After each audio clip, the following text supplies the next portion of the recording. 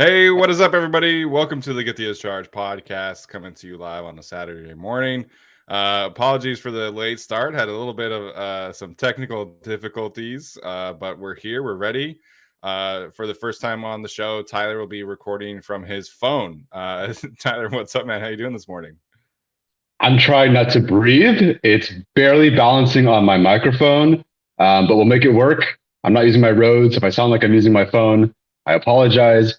We're going to make it work. Tyler's laptop decided to pull a 2021 Chargers and just drop everything. So hopefully we can get things better. And but yeah, this is where I'll be. I've lowered my seat. I have the same background. I'm just a mess today. So yeah, I just need $2,001 super chats and I'll get a new laptop. How about that? There we go. Yeah. So send in the super chats to contribute to Tyler's new computer fund, if you please. So we're going to have a low-key show again, as we have been doing on the weekend. We'll talk some things from the opening from Chargers rookie minicamp. There's not a ton of takeaways, and obviously we were not there, but definitely some news and notes that we can cover. And then we will take some questions for the majority of the show. So as always, make sure and subscribe to the channel. If you are listening to this later on, make sure to leave us a rating or review. Always appreciate that. And make sure to follow us on Twitter as well. So we'll just some housekeeping items as well. We are going to be interviewing a certain draft pick next week. That's going to be dropping later on in the week. So stay tuned for that one. And then we will have our usual Chargers show on Tuesday on their channel. Going to be a lot of fun. We're going to be diving into the specific individual non-quarterback matchups that we are really looking forward to in the 2023 season that are on the Chargers schedule. So stay tuned for all of that. All right, let's dive in here. Wait, it works now. Yeah, we got Tyler's computer. Hey, okay, What a trip. What a trip. No, work. Okay, wait. Switching. Earphones. Okay. I'm dying right now, man. Hey, everyone. I'm back. Nothing happened. How's it going? Back to normal. There we go. How's it going? Nothing happened. That was just funny. I was actually just showing off our new sponsor, Raycon. No, I'm just kidding. Hasn't happened. Is Raycon your headphones? Just the ones that I had at the time. Yeah. There you go. There you go. Hey, man, somebody hating on you. We got some Starbucks hate in the chat. What is this? It is super expensive, though, for real. It is. But when you have no time, you just got to order something on the way back. You just got to order it, have it dropped off. I DoorDashed that $5 coffee. How does that make you feel? Oh my gosh, that means you paid like $13 for that thing. Not if you have a Chase Sapphire preferred card. Your delivery is free. Oh wow, might have to look into that. Yeah. So chill, everybody. Brooke and I on Saturdays like to walk to our Starbucks because it's like, like a half-hour walk, down and back. So we did that, and got a good walk this morning. It's 95 degrees in Fresno today. Summer has officially arrived, so the air conditioning is on at 9 o'clock in the morning in our house, which sucks because we're gonna have summer Big bill. utility bills come in the next few months, but is what it is. Okay, so first and foremost, we'll have some news from minicamp, and I think obviously the biggest one that Brandon Staley shared yesterday is that Justin Herbert has begun to throw again. There was some confusion based off of the quote. The surgery that he had was due to a torn labrum in his non-throwing shoulder. So his throwing shoulder is fine. It's just that he has not been able to really obviously use his left shoulder. And I think that's an underrated part of like how much balance is required when you're a quarterback. You have to use both sides. So Justin Herbert has begun to throw. They have their OTAs in a couple weeks. Brandon Staley said that he's not sure how much Justin Herbert will be able to participate in that from a throwing perspective. But obviously good news that Justin has started to throw again. Yeah, thank goodness. Weren't really sure where he was at. So that's a really good update. And it's also a good update because I saw that ball to Quentin Johnson go like 3 feet to his left, not in stride on a slant. And I was just like, yeah, can we get Herbert back? Because we're not going anywhere. So I'm happy to hear that he's doing much better. Yeah, all of the videos that they showed of Quentin yesterday, he did not receive that pass, unfortunately. So there's been some concern about Justin's recovery. My understanding is that a torn labrum surgery to your non-throwing shoulder is about a 5-month recovery, depending on how you react to the surgery, on first glance. So he had the surgery in February. And so he should be fine by the start of training camp, because it's February, March, April, May, June is 5 months. So at the end of July, he should theoretically be fine and should be able to start throwing, with no problem at the start of training camp. Maybe there's a chance that they kind of like ease him back into things. And I think that might be what I prefer, honestly. But he'll be fine by the start of the season for sure. Yeah. I wasn't ever worried, but I guess there was that 0.5% chance you just want to know for sure. Right. I guess we don't know for sure, but we do. Like, I think we're feeling okay here. There was no update on his rib cartilage, right? We're just kind of assuming at that point. Yeah, no, he's good. Like, I mean, there was not any surgery or anything like that he needed for his rib cartilage. That's just a sit and heal kind of thing. I think if I remember correctly from who's the ESPN lady who always talks about injuries? Stefania Bell, I think her name is. She was saying that after the injury, it's like a 3 to 4 month recovery. So we're well past that. So his ribs should be fine. Cool. Yay. As for the passes to Quentin Johnson, I think there's only one quarterback there at rookie minicamp. Yeah, I don't think that there's a second one. I think there were some coaches throwing. I will say that there were some coaches throwing to him on a couple of things, but Max Duggan is the only quarterback officially on the roster that's there. Growth mindset, what I've been talking about at UCI with our students is like growth mindset. So we're just going to support and scaffold him on his way to becoming an elite quarterback in this league. That's the direction I'll take with that one. Yeah, I mean, there's things with Max Duggan that, and we haven't talked a ton about him, but there's things with him that you can't teach, right? Like, I think with a backup quarterback, like, there's a certain aspect of you wanting them to be like a safe quarterback who's not going to make a ton of mistakes. But Max Duggan has a lot of playmaking ability with his legs too, and then there's a lot of the leadership aspect. Apparently Tyler didn't know that he had the heart condition until yesterday. I didn't know anything. We had a fun conversation about that, and his journey to the NFL is quite remarkable, to be honest, because he's probably, after the COVID season, probably should have not been playing football at all. And then he comes back and is a Heisman contender, leads his team to a national championship appearance. So there's certain things of playing the backup quarterback position that you can't teach, and Max Duggan has those. So if he can improve upon his accuracy and timing, then he should be fine as a backup. So we'll ultimately see what happens. I think that he is still a ways away from being like the QB2. Like, people after his quote yesterday after Quentin Johnson were like, "Oh, this is my QB2." It's like, no, that's Easton Stick though. Like, Easton Stick still is further along as a quarterback than Max Duggan at this point. What But a statement. What a statement. Holy cow. That's where Well, we're you're at not with the wrong, backup but- quarterback position. But Woo. people should be very patient with Max Duggan. Like he's not like NFL quarterback accuracy ready. And if he were, he would not have been a 7th round draft pick. Yeah. Okay, only because people are asking about it. There was no Zion Johnson injury update, right? Because he had that procedure, which we don't officially know what the procedure was. No, there was never, no one ever talked about the whole Zion thing. And then Kellen Moore was like, yeah, Zion had something that it was like clean up something, just like Justin. It was like, excuse me? Yeah. No one else has talked about this. What's going on here? And we never got a follow-up, right? No.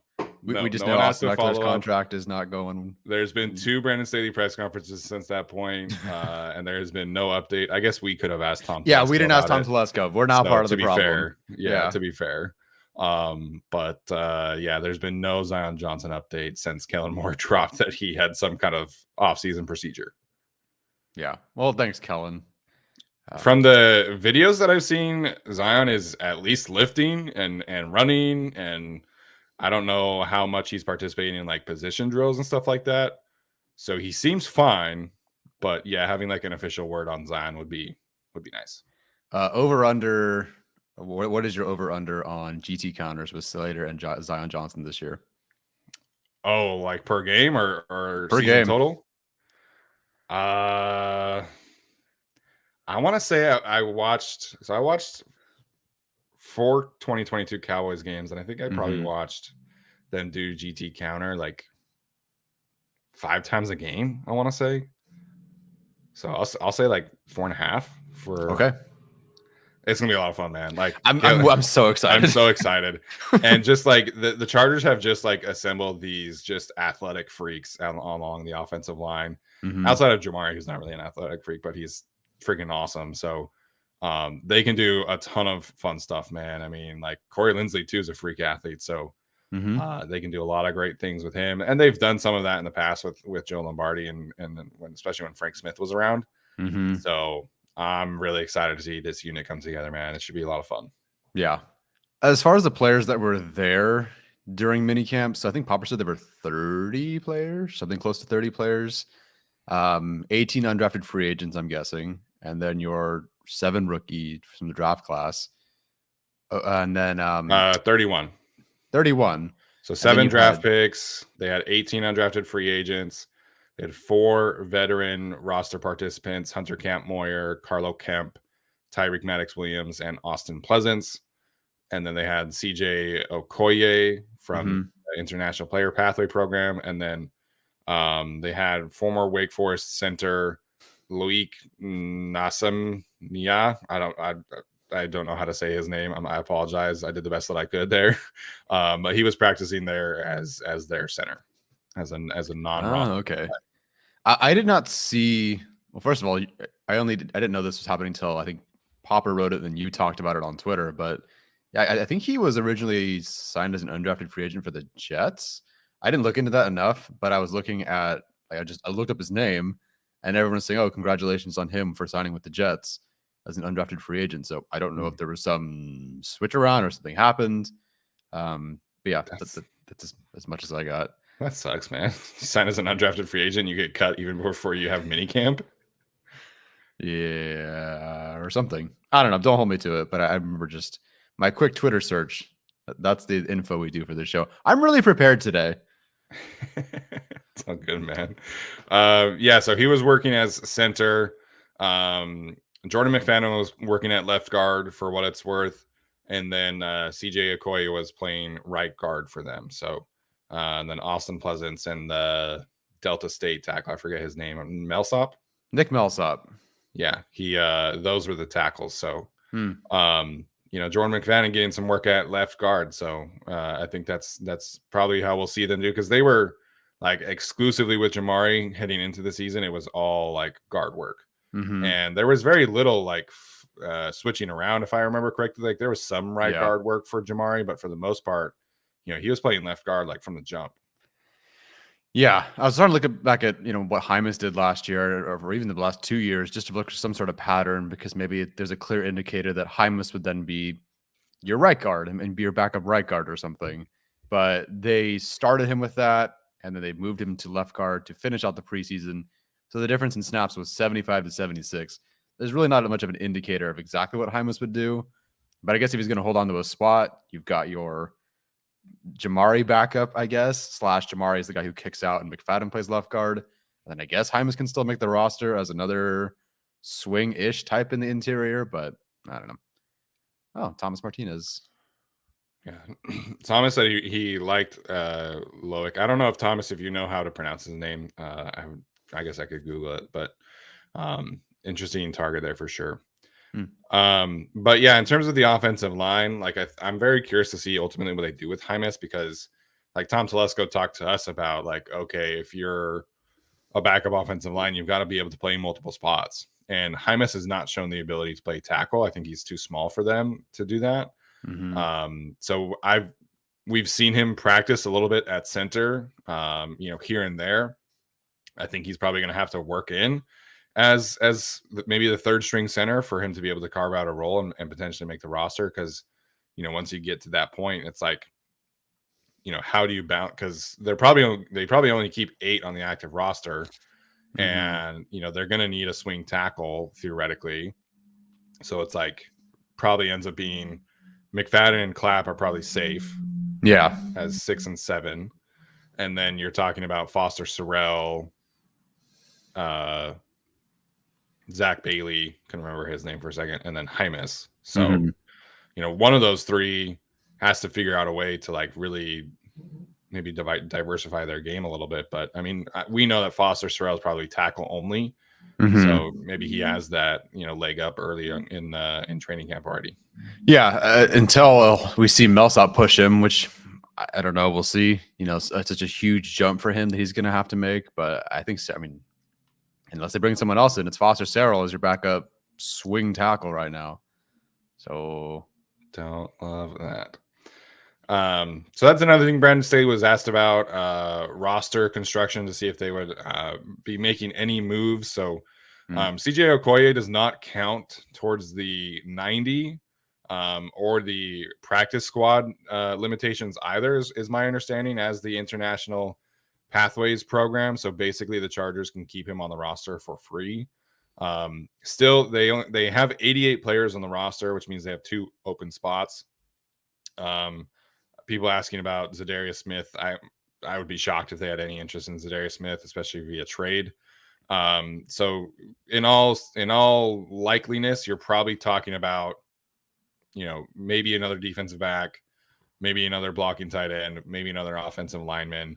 I think that's ultimately where you see any kind of moves happening there. Yeah. All right, that's great. I heard they offered Jeff Swain a 1-year deal. So that's the blocking tight end, formerly with Kellen Moore, played with him, and then played with him while he was coaching, I believe. But that was what, 5 days ago or a week ago, last Friday or something. Yeah, you shared that last Monday, I think. Yeah, so we'll see. Obviously, if there's an offer, you have to also accept that. So we'll see. But I know that there's at least the interest in trying to get that done. But we'll see. Because I remember looking back at the interview with Tom Telesco, and they said they're unlikely to add a tight end too. But, I'm not expecting him to go out and say everything. So we'll see. I think they'll add a blocking tight end. But then again, Staley said there's 2 periods. There's a period after the draft. And there's a period during training camp. So I kind of think they have to add a blocking tight end, but maybe they don't feel that way. Yeah, in regards to Jeff Swain, I would be a big fan of that signing, because I think it just gives them some more flexibility. It takes some pressure off of Donald Parham and Gerald Everett to be like consistent blockers. Like, you sign Jeff Swain, you can really lean into Gerald Everett as a pass catcher, and then he doesn't really have to block as much. And last year, I think he ended up with like 300 blocking snaps. That's probably not ideal for somebody like Gerald Everett. I think he's fine. I think like he is a capable blocker and he tries hard, but I don't think that's really what you want him doing. So signing Jeff Swain, I think, just gives them some insurance, and he's a legit like inline blocking tight end, which is the skill set that they need, in my opinion. So in that case, you're not banking on Trey McKitty like figuring out. You're not banking on Donald Parham staying healthy. It just gives them some more flexibility. And so, yeah, for what it's worth, Tyler shared that news in our Discord last week. So, yeah, if you're not in our Discord, make sure and join up. We have not heard, or at least I have not heard. I don't know if Tyler's heard anything recently, but any other updates in terms of free agents, we have not been able to find out. So, the Chargers signed Morgan Fox, I believe, like right before Memorial Day. Last year. So. Callahan and Van Noy were pretty like immediate signings after the draft, but they waited a little bit before they signed Morgan Fox. So this is not something that like they're not going to be rushing into any of these signings if they're not able to find a piece that they like to bring some good value to their team. Mm-hmm. It's very different with running back, obviously, but they did sign Sony Michel, August? Like that was during game? Training camp because he was a part of the first cuts in Miami. Oh yeah, huh? That's right, because they didn't expect him to become available. No fitness. I don't think Kyle Van Noy is back. No, I mean, if an injury happens in training camp, I think and if he's still available, I think they would consider that. But they drafted an edge rusher and they drafted a linebacker. So it's just kind of like weighing, okay, if you bring Kyle Van Noy back, that pushes those guys down the depth chart more, which is not necessarily a bad thing. But, I mean, you drafted them in the second and third rounds. Like, ideally, you'd like to see them be able to play in 2023. Yeah, if you bring back Kyle Van Noy, then you're telling me that he's, like, you're kicking Kenneth Murray. Like, that too. Special teams. Sure. At that point. So I think if you bring back Kyle Van Noy, then you're going to see him do what he did last year in training camp, which is be the Mike over Kyle Van. Well, no, sorry, not the Mike, but he was the Mike over Kenneth Murray. But now he just play next to Kendricks or something. Yeah. Yep. Okay. There was something else I wanted to talk about. People were pointing this out, and Daniel Popper wrote about this. So the Chargers signed 6 of their 7 draft picks already, which is pretty rare for them. Zion Johnson signed his contract like after rookie minicamp last year. But JT Woods, for example, didn't sign until July. Rashawn Slater signed his contract right before training camp, I think like the day of. So the later round picks signing, before minicamp is not super uncommon. But Quentin Johnson and Deion Henley have both signed their contracts, which is pretty rare. I don't know if it's a huge deal. I don't know if I want to make anything like massive of it, but because like rookie contracts these days are, this is where you picked, this is how much money you make. There's really like not really anything that you can negotiate outside of like some incentives. But, I think it is notable that basically all of them were signed except for Thule before camp started. Yeah, we've seen this go for quite a bit, notoriously with Joey Bosa. And that was 4 games of the season that he ended up missing because he didn't sign that contract or the contract didn't work out for whatever reason. Well, yeah, Joey signed and then he pulled a hammy because in like his first practice back or something like that. Lovely. I don't know if it's just me grabbing for something, but I do appreciate that Quentin Johnson was drafted. The next day he was in the building and he signed his deal as early as I can remember any of these first rounders signing their deals. So again, I might be just reaching for something, but I do appreciate seeing something like that just on top of it out there at minicamp. No questions. I appreciate that. Yeah. And he did provide an update and said that his mom has officially put in her 2-week notice. So his mom is officially done. And maybe that's why he wanted to get this signed, because then you get your signing bonus right away. So yeah, you got 2 weeks. Right.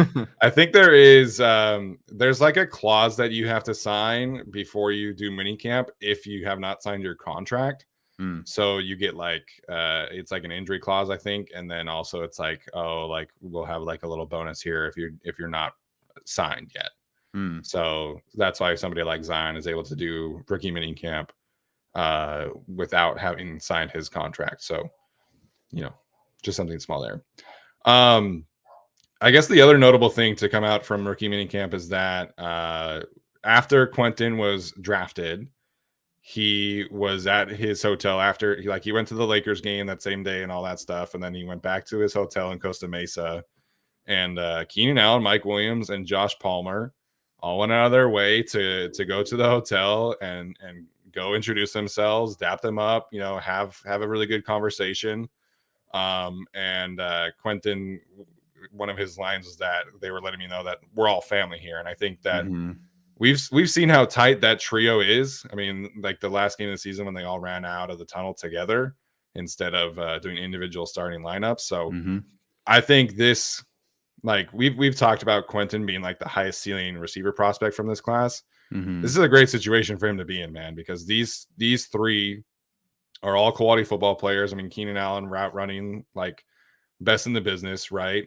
And the three of them taking Quentin under their wings and just like right away, bringing him into the fold, I think is huge for his development. So I did really enjoy that story, even though it's like maybe a little corny, maybe a little cheesy, but like the same day that he comes to LA, like the three receivers who are presumably like in front of him, like go to his hotel and just like immediately start chopping it up. So I appreciated that from those three.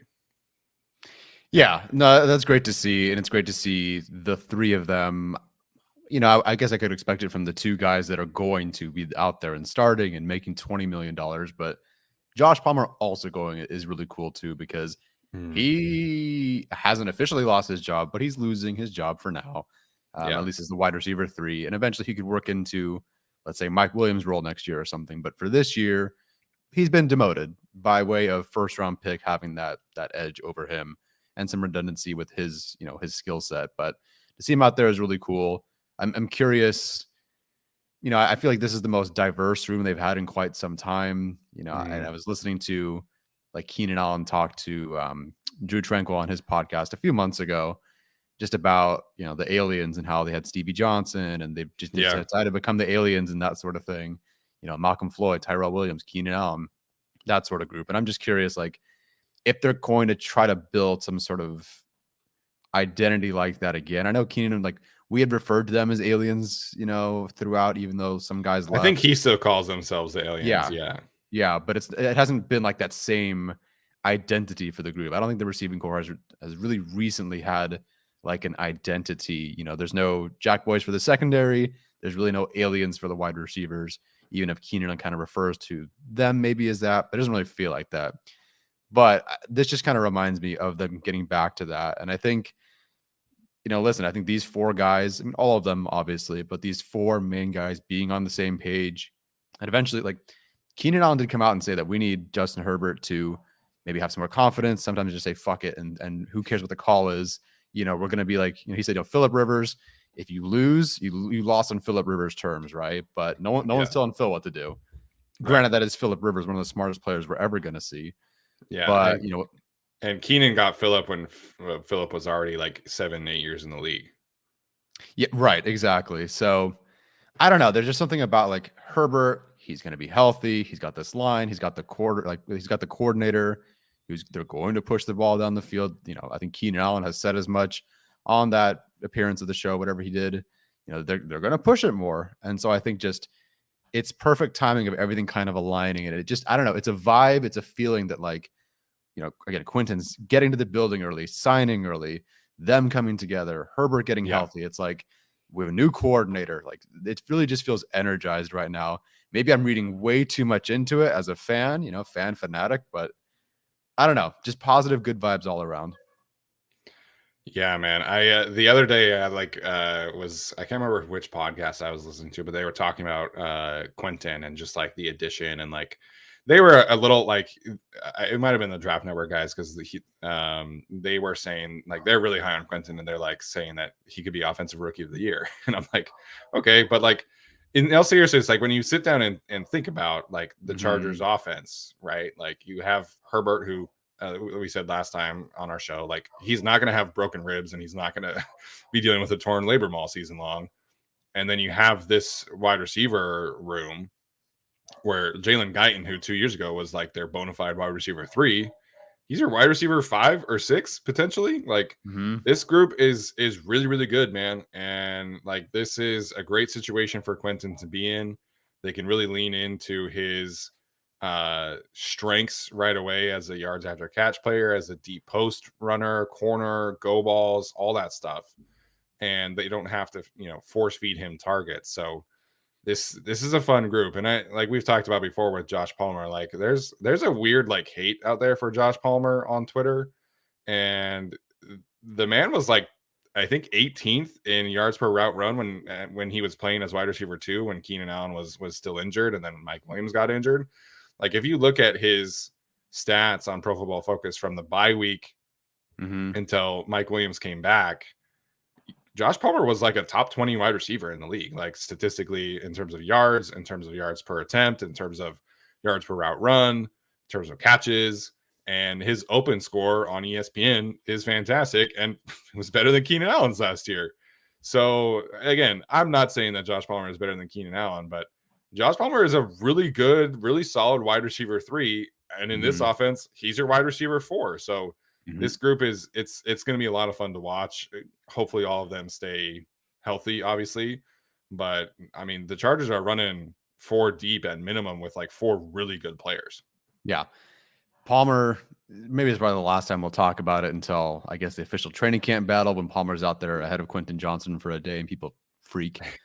But there's that stretch after the bye, the Atlanta game, the San Francisco game, and the Chiefs game where he really had to be the wide receiver. Well, he was going to be the wide receiver. For a while, yeah. Yeah, he had to be the wide receiver 3 for all of like 4 plays against the Chiefs. And then Mike Williams got hurt. And then, Keenan wasn't 100%. So yeah, that 3-game stretch was really, really good. The Atlanta game, I think he set up the game winner.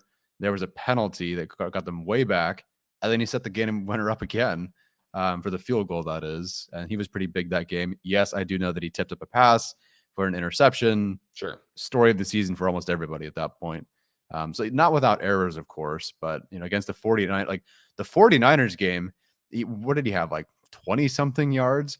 You watch the film, there's like a $150 in there that just didn't happen because they couldn't protect Herbert. Herbert didn't find him. Like they're on the play where Herbert threw the interception. I mean, not that it was a difficult route, but Palmer was open for 30 yards down the sideline. It's just Herbert's arm got hit, So watching that game, and it looked like they were starting to find a way to really get Palmer involved.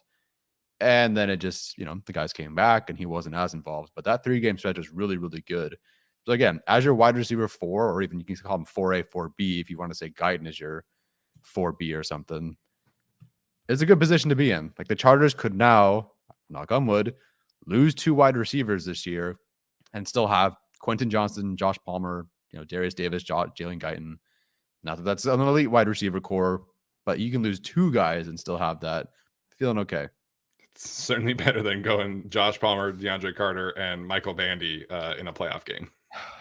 Who would do that? Also, for what it's worth, DeAndre Carter probably not making the Raiders roster. So maybe something to keep an eye on. So, well, that'd be interesting. So, sorry, there, Adams, Myers, Renfro. I forget who they have another guy, and then they drafted Trey Tucker, the kick returner, punt returner from Cincinnati. So I don't know, like Hunter Renfro can return punts. He's their slot receiver. Trey Tucker can return punts and kicks and a slot receiver. Jacoby Myers is going to play some snaps in the slot. So I'm not saying the Chargers should bring him back, but I have a hard time picturing him making that Raiders roster at this point. Yeah, we'll see. So he signed a 1-year deal up to $2.375 million, 1.25 fully guaranteed. So maybe that's like the reason in the end he makes it. Yeah. I don't know. We'll see. I just thought I would mention that. All right, Tyler, any other thoughts from yesterday's practices or press conferences? No, honestly, I'm shocked we went for 34 minutes on that because there wasn't much to talk about overall. I would love to hear about Zion Johnson's injury, but that's about it. Yeah. All right, so we'll spend some time taking some questions. We've probably got 20 minutes, Tyler, taking questions. Does that sound good to you? Yeah, sounds good to me. Okay, perfect. So again, super chats always appreciated. If you do feel so inclined. I think I saw one earlier from your somebody did the $1 one, obviously, and then I think your mom did one as well again. Yes, my mom sent a super chat. Happy early Mother's Day to my mom, and then obviously my grandmother, godmother, and that sort of thing. Love you guys. Yes, happy Mother's Day to the Haglin and Bowman crew, and any moms in the chat that are watching too. I don't know if there are any, Is but Brooke's last name Bowman? yeah. Oh, that's my grandmother's maiden name. So How does she spell it? Bowman. Okay, Brooks' family does not have a W in it. Oh, okay. I was Yeah, gonna say that'd be really funny. that would make a lot of sense. I know you like Mountain Dew and the Chargers and sour cream and onion, not sour cream and onion, sour cream and cheddar. There you go. Ruffles. Yep. So that would start making a lot of sense, except for the part where I'm Asian. But we can call it cousin adjacent if you want. Cousin adjacent. Yeah, sure.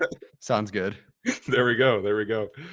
All right, some couple of questions from earlier. Nolan Ray in the chat wanted to know if there's any updates on JT Woods.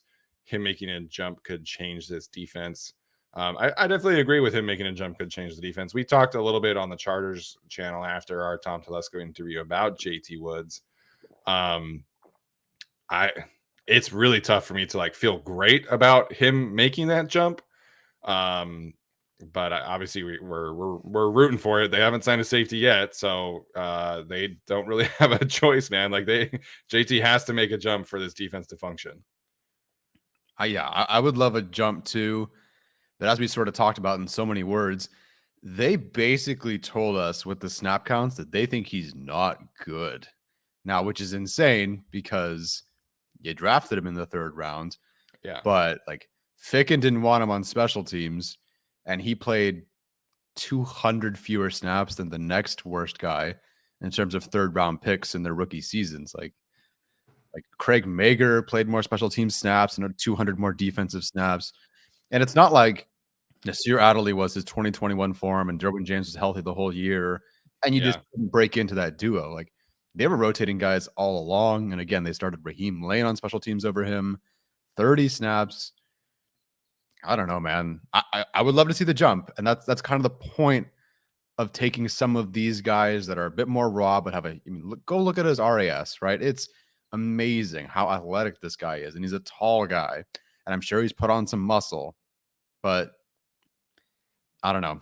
It would be a really, really big jump. Like I could have seen like Chris Rumph in year 1 to year 2 making a more realistic jump than JT Woods from year 1 to year 2, only because Chris Rumph got on the field and I got to see what he could do.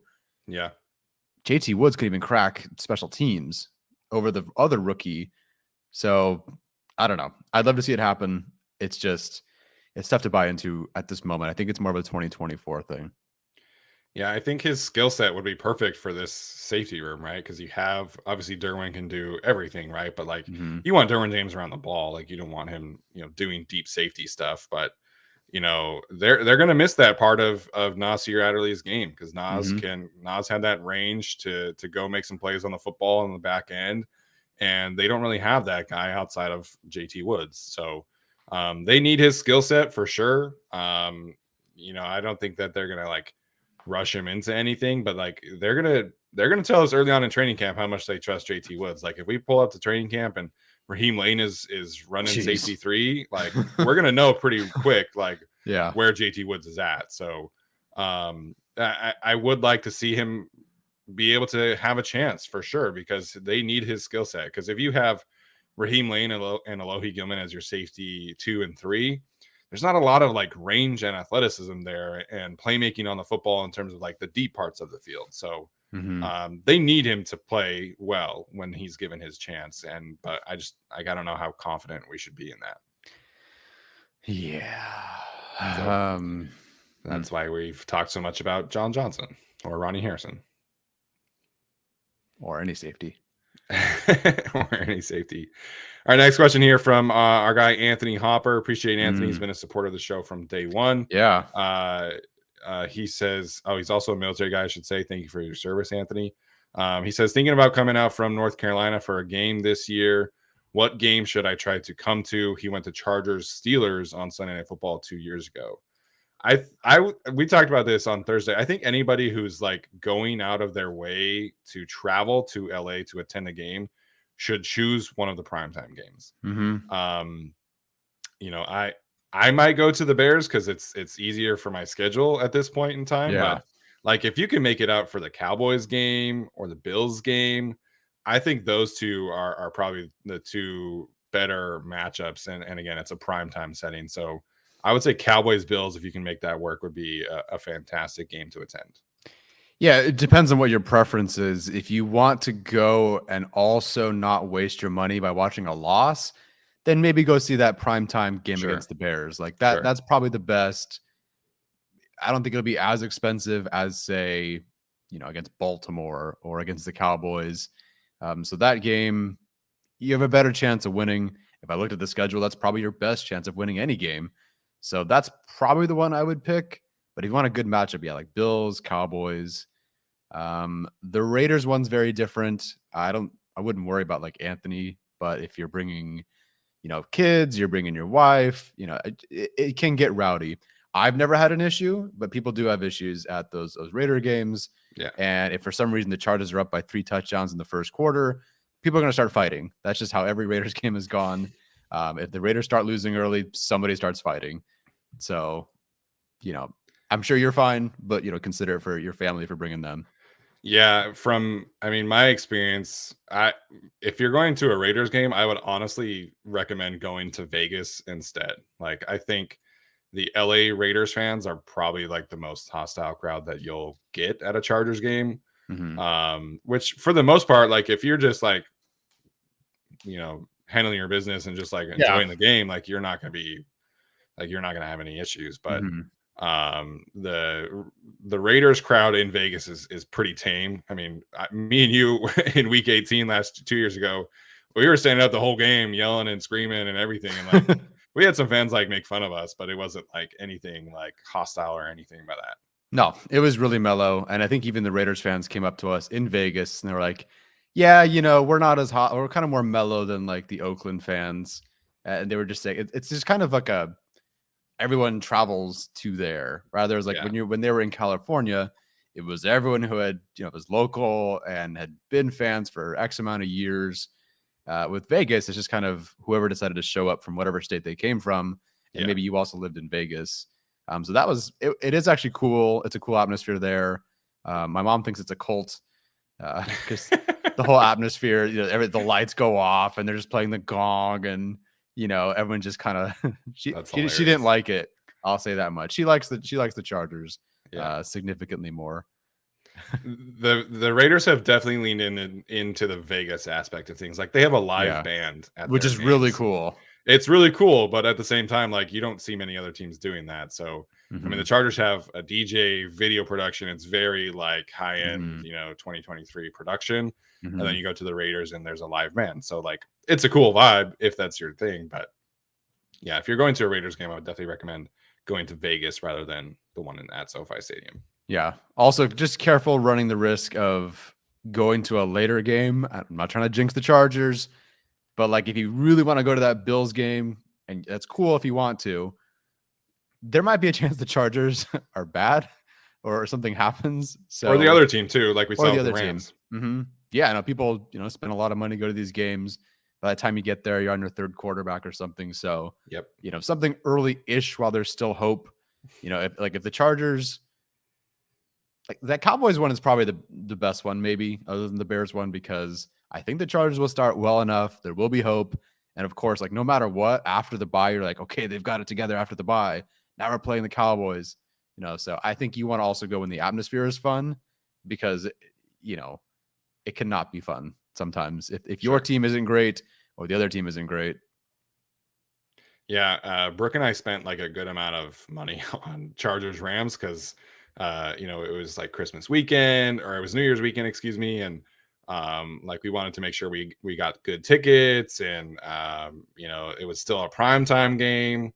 And so we spent like a good amount of money. And then like, if we had waited, we could have got tickets for like $100. So, because the Rams were so bad at that point, nobody really cared. So, I understand that, like for sure, from a financial standpoint, for sure. Yeah, if you were to ask me at the beginning of last year, what are the 3 most important games for the Chargers? I'd say, that Chargers Rams one on New Year's. Are you kidding me? Go get tickets for that one. And it turned to be just ugly. Yeah. So you never know. I think you prioritize Cowboys, Ravens, maybe kind of middle of the season primetime game if you can make that work.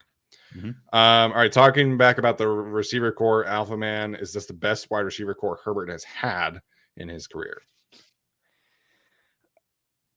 It has to work. Okay, so he had Keenan and Mike Williams, obviously. The thing comes down to like Tyron Johnson and Jalen Guyton in their not rookie years, but their first years with the Chargers. Or no, Guyton was 2019. No, Guyton showed up late in 2019, yeah. Yeah. He Had like 2 drops on 2 targets or something. Yeah, he played in the Jaguars blowout that year. Yeah. And Rivers like had a dime and he dropped it. It was like it would have been like a 70-yard touchdown and he dropped it. But. Oh man, sounds about right. I would say yes, but of course you have so little to go off of Tyron Johnson, but what he did in that time was so freaking good. No drops, passer rating when targeted was like perfect, I think. Top 10 in like yards per route run, but it was like a third of a season. Yeah. But you have Quentin Johnson, who should be better than Tyron Johnson was in that time frame, or could be, but we don't know. But I'm gonna say yes. Like I do think this is, especially from 1 to 6 or 5, we'll see what they do. I think it's the best receiving core the Chargers have had in Telesco's tenure, to be honest, as long as all guys pan out and stay healthy. Yeah, it's definitely the best that Herbert has had. I think in Telesco's tenure, I might take the 2018 group because 2018 that was prime Tyrell Williams. Yeah. I mean, Travis Benjamin was kind of up and down, right? But still, like he was like their wide receiver 4, and he was, had some good moments. Obviously, in Mike Williams, Keenan Allen, and that was Keenan Allen's like 2018. Keenan Allen is like one of the best receivers I've ever seen. So I would say right now, probably Telesco area. I would lean towards 2018. But definitely the best that Herbert has had for sure. Yeah. Which is good and the most diverse. Yeah. Lando says, I showed up late. Think McFadden could be center of the future. So we asked Tom Telesco about Jordan McFadden, and they said that they really like his flexibility. They're going to focus on him potentially playing 4 positions, but said, hey, like maybe down the road he could play center. It depends on the scheme. Like I think I think his best position is as a guard. But if the Chargers are really leaning into like his athleticism, like you can see him as a center. But the biggest thing that people underrate about center is that you have to make all the calls. Like you're the one who has to handle, like you got to basically be the second smartest guy on the offense. And maybe McFadden is, I don't know. I don't think anybody really knows that, but I just think it's so much easier for teams to find like somebody who has been playing center for a long time and just like focus in on that kind of guy. Yeah, I think the Chargers, if let's say Telesco has a few more years because they're great, but Corey Linsley is aging and eventually he's got to retire or they cut him or whatever. I think they'll just find another veteran center to be able to fill that role. I guess you can say by that point McFadden would have 2 or 3 years, but with the way the roster is constructed, I could see him focusing on guard and tackle, because they don't have another tackle out there. I don't see where the time is for any of these guys except for Will Clapp to really be taking center reps. Unless you're Hymas because you're on the back end of the roster, but they don't have other tackle options. So I don't think McFadden's even going to be focusing on center this year. Yeah, not this year. I think they're going to, because he's switching positions. Like, I mean, Jamari had more reps at guard and he played guard in high school. And even him, they were like, yeah, like let's just really hone in on his guard skills. Let's get him comfortable. And McFadden is somebody who has never played guard. I don't know if he played guard in high school or not, but he was tackle only in college. So I think he's somebody who's going to they're going to focus him in on guard for now and get him comfortable there. Yeah. Zion could definitely play center, but I think, we talked about earlier in the show, the left side combo of Rashawn Slater and Zion Johnson, I don't think they're going to break that up. I think they know how special that can be in the league. I don't think they're breaking that up. Yeah, and also I just think like Zion's switching positions this year. I know it's back to like his natural position at left guard, but like let's say theoretically like Corey Linsley decides to retire after this season. Like hopefully not, right? I think Corey still has 2-3 years left of good football in him. But let's say theoretically he decides to hang it up after this year. And then you move Zion to center, like that's your plan. Okay, then he's played right guard, left guard, and center in his first 3 years in the league. Like I don't like moving players around that much, especially along the offensive line. So I think Zion should stay at left guard, focus on that. I think he's going to be a great guard in the league. And like you mentioned, you know, him and Rashawn Slater working on this team for the next, you know, 5 to 10 years would be amazing. Yeah, absolutely. I think the centers have, maybe I'm just only remembering like the more high end early round centers, but I feel like Linderbaum, Humphrey, like these guys are hitting pretty well and pretty early. So I think the Chargers could go that route. Yeah, and then that's the other thing too is you can find good centers in basically every draft. Like there were like there were 5 really quality centers in this draft. Some of them got overdrafted. Like Juice Scruggs going in the second round was kind of crazy to me.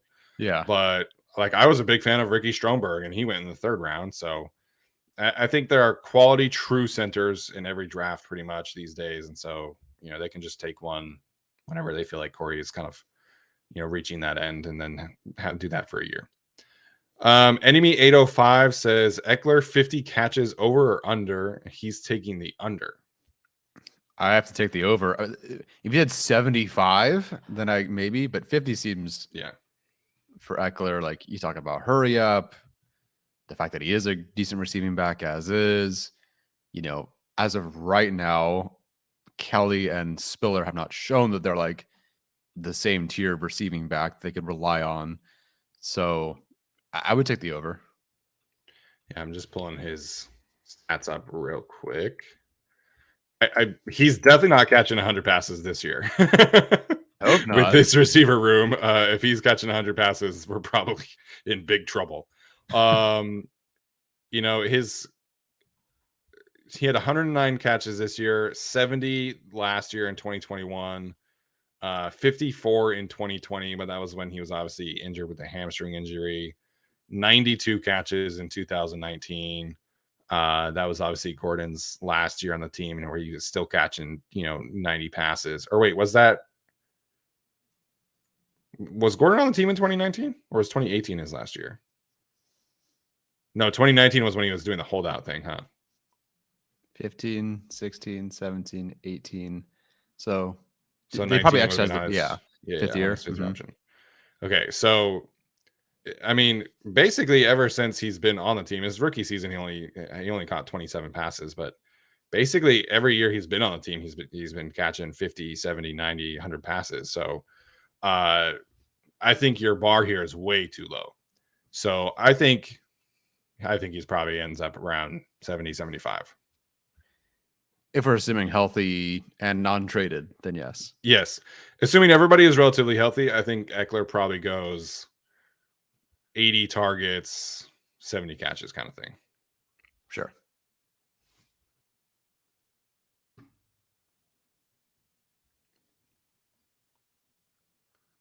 Lots of questions about Bryce Callahan.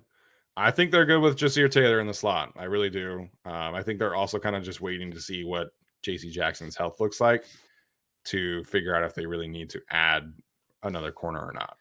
He had I wish I could quote him. The person he just interviewed with, I forget his name. I'm so sorry, but he thinks he's going to be out. JC? Yeah, with he was on NFL Network on NFL Total Access, I think, is what you're. Yeah, who was the guy? Anyway, he thinks he's playing really early. I don't know if that means like he didn't say, yes, I am going to be out there in full week 1, but he seems pretty confident. Like there's he's playing this season. He's already talked about picking off Mac Jones, and that's week 9 or 10 or whatever it is.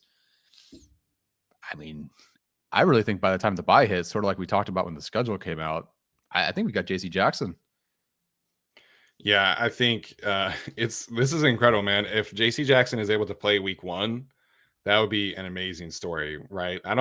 He said his goal is to be 100% by week 1. I don't know if that ultimately happens. I think my preference would still be that you be a little bit more patient with him and still allow him to, get his legs back under him, especially at corner. Like if you're playing corner at 80%, I think it's just better to take those extra 4 weeks, bye week, and then come back against the Cowboys and get back into the swing of things. So we'll see. The Chargers are not going to rush to sign a corner until they really know about JC Jackson. I think that's pretty clear. Like they could have drafted a corner in each round, and I would have totally understood it. And they didn't draft any of them. So I think they're just waiting to see what JC is like. I think they really like the 5 that they have with Dean Leonard behind them. And so, we'll see what ultimately happens. But if somebody gets injured, Bryce Callen probably comes back. But like other teams could sign Bryce Callen at this point, and they haven't. So, I think it's wait and see for Bryce at this point. Yeah, I'm a little surprised no one signed him because there's no way there's 31 other teams that are that set. I know he's a bit older, and I know he's not like a big corner, but there aren't 31 other teams that are that set at slot corner. They don't need him. So I'm surprised. Yeah. I expect him to be on a team at some point, but original one said he heard some rumors about Budda Baker signing with the Chargers or being traded to the Chargers, I guess. I don't know. I would be shocked. If for some reason the Cardinals decide to cut him, then maybe we could change some things, but do they even have the space? I mean, listen, I think he's great. So if you can find a way, cool. But I don't know if they have the space. I certainly don't think they have the 2024 space. No, as of right definitely now. Definitely not. I remember him, like the contract's not so expensive. It's just the Chargers don't have the space for it. They can't spare the dollar. Let me pull this up. So his average salary per year is $14.75 million. He's safety 6 on the market right now. But he also wants a new deal. Does he want a new deal? Is that why he wants out? Yes, he wants a new deal, and I think he understands that the Cardinals are just bad. Okay. So his base salary this year, which is what the Chargers would inherit, is $13 million this year. So he would have a cap hit for the Chargers of $13 million, basically. 2024, you would inherit all of that, and his cap hit for 2024 is basically $18 million.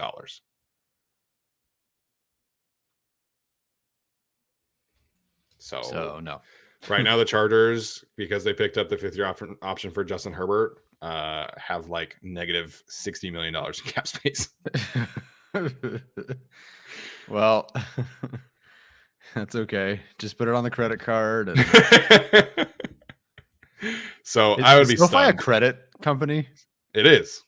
So we'll just put it on the building. Just put it on the building. Yeah, take the mortgage out. Yeah. So I think that you're looking at the wrong kind of safety option. Like I think Budda Baker would be awesome on the Chargers defense, 100%, but they can't make that work. You're also talking about trading draft picks for him. You're also talking about an extension for him.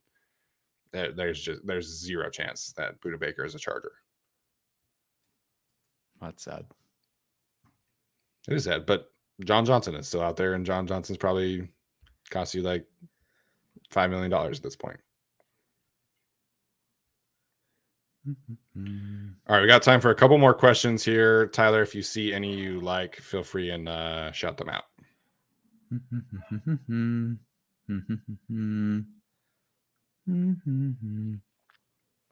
My answer is God, I hope so. Do you think the coaches are going to try to get Quentin Johnson to catch with his hands as opposed to his body? I hope so. If they're not, they should be fired. I think he also has been working on that too. Like there was that article from where they quoted his offseason wide receiver coach, and that's something that he said that they were already focusing in on. So, from the videos we saw yesterday, it was all hands catches. I don't think I saw a single body catch yesterday. No, unless he threw it to his left hip while he was running right, which is not a him problem. No. Feeling like we got Eric Kendricks to have the green dot. Yeah, I think that's a no-brainer.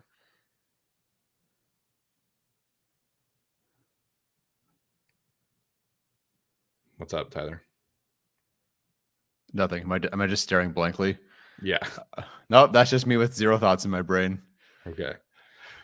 Robert Somo asking about Isaiah Spiller. I don't want to repeat ourselves, so go check out our video from the Chargers channel on Tuesday. Tyler, very high on Isaiah Spiller in year 2. Yeah, it just kind of came out, and I'm going with it. I'll say it. Isaiah Spiller will be RB2 once the season starts. So there's my, I don't know what happened, but I'm going with it. Isaiah Spiller, RB2 to start. I would love to see it, man. I think I like Joshua Kelly a lot as an RB3. I Mhm. would love to see somebody seize that RB2 position, and we just haven't seen that happen yet. Yeah. From James Melia, maybe you're planning to do a video on this later, but how would you rank each position group in the division? I think we could not do this right now because it'll take too long, but Sure. that would be a good idea for Yeah. June when nothing's happening. Yeah, I mean, last year we did a lot of like position rankings and stuff like that in the league. So, Alpha Man, is ASJ the odd man out? I'm guessing due to size. We've talked a little bit about this. I think they would prefer to have Jaw in the slot on run defense at minimum. So, if JC Jackson is 100% healthy, I think him and Michael Davis are your outside corners. And then we'll see some kind of rotation between Jasir and Asante. Like, they're not going to phase him out. Like, he's going to play. Like, he's too good of a player to not be on the football field. Yeah. But I think anybody who's just like, oh, like Asante will start in the slot and everything will be great. I think they would. I think they like Jaw Taylor a lot, man. I don't think that they would completely phase Asante out for Jaw Taylor. But Jaw Taylor and Asante would both be playing, in my opinion. Yeah. Maybe they just, early downs, it's just 4 defensive backs out there or something instead of even having a slot guy. That's not really what State would want to do. I don't know. We'll find out. I have a harder time letting Asante Samuel Jr. not play wherever he ends up playing. But the one I think some Chargers fans are maybe split on is, like, Michael Davis out there is non-negotiable, in my opinion, even with JC Jackson. Michael Davis is your best corner. He showed that last year. And then when he wasn't there, they blew a 27-point lead. So I think that's a non-negotiable. And I think JC, I know people don't love the idea because he didn't play so hot last year, but like, they have way too much invested to not get him out there. So I think, AJ the odd man out. I don't know. Maybe just rotate guys on early downs. I don't know. You can't take Asante Samuel Jr. off the field. Yeah. Like Lando says in the chat, Asante's a ball hawk, man. Like, he's a playmaker, absolutely plays bigger than his size when it comes to pass coverage. I mean, like, we saw him go toe-to-toe with Devontae Adams, and, like, yeah, he took some losses in that day, but, like, he was the one who was like, coach, like, I want to go up against Devontae. So we know that Asante is a dog. We know that he is going to ball out as much as he possibly can. I just think that when it comes to like run defense downs, like, they're going to want Jaw Taylor out there. Don't know if it matters, but in the Chargers schedule release, it was those 3 corners and not Jaw Taylor that they drew up as the trio. That doesn't mean anything.